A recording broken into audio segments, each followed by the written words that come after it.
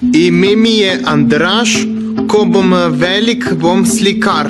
Andraža sem dobila v 1. razred naše osnovne šole za otroke, ki so imeli tudi diagnozo avtizem. Andraž obiskuje program grafični tehnik za dijake z avtizmom v Zavodu za gluhe in naglušne v Ljubljani. Andražev talent je pa nekaj, kar je bilo takoj opazno. Nariše lahko vse, kar vidi, naučiti pa se je moral preproste vožnje z avtobusom. Jaz sem ga spremljala na teh prvih začetnih vožnjah. Zdaj se pa celo uči voziti avto.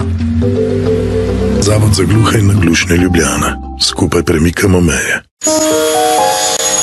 David obiskuje program obdelovalec lesa za dijake z govorno-jezikovno motnjo v Zavodu za gluhe in naglušne v Ljubljani.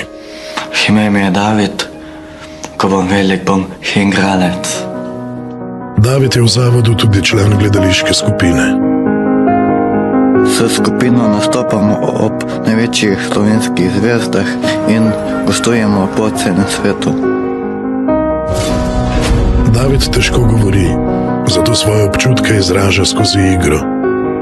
Kljub svoji motnji pa se počuti sprejet in živi polno življenje. Zavod za gluhe in naglušne Ljubljana. Skupaj premikamo meje.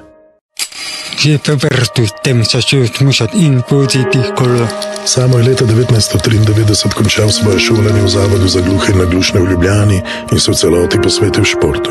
Samo je bil priden, vztrajen, dober tiskar bi bil. Leta 92 sem na evropskem prvenstvu v Franciji osvojil bronasto medaljo v veleslalomu. V 2 desetletjih je Samo Petrač na 10 olimpijadah in 5 evropskih prvenstvih osvojil 12 medalj.